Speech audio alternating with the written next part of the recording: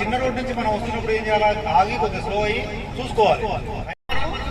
వేరే వాళ్ళకు ప్రమాదం జరగడం వల్ల మనము సేఫ్ ఉండడం కాకుండా మన ఎదురుగా వాళ్ళని కూడా సురక్షితంగా ఉంచగలుగుతాం.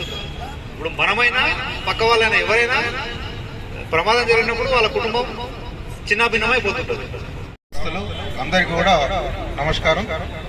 ముఖ్యంగా ఈ వారోత్సవాలు ఏర్పాటు చేసిన కారణం ఏంటంటే 25, 18 నుంచి 30 సంవత్సరాలు 35 సంవత్సరాల యువకులు, సరే ఎవరిదైనా ప్రాణమే, కానీ యువకులు ముఖ్యంగా చనిపోయినప్పుడు ఆ తల్లిదండ్రికి ఏ విధమైన బాధ ఉంటుంది, పెళ్ళైతే భార్య పిల్లల పరిస్థితి ఏంటిది, అన్నదమ్ముల పరిస్థితి ఏంది, అక్కచెల్లెల పరిస్థితి ఏంది అనేది మనం ఆలోచించాలి.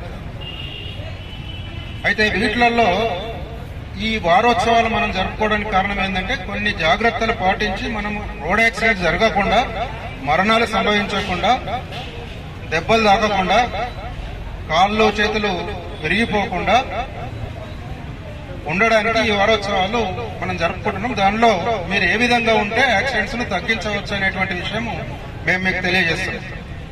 ముఖ్యంగా ఇప్పుడు ఒక 15 రోజులలో 2 వీలర్స్ నడిపిన దానిలో ఒక 15 నుంచి 20 మంది మన పరిధిలోనే చనిపోయారు. ఈ 75 కిలోమీటర్ల దూరంలోనే చనిపోయారు. అందరూ కూడా అందులో 18 నుంచి 25 సంవత్సరాలు. అంటే చూడండి, ఆ కుటుంబాలకు ఎంత నష్టము, ఎంత ఇబ్బంది, వాళ్ళ మీద ఆధారపడ్డ తల్లిదండ్రులు కానీ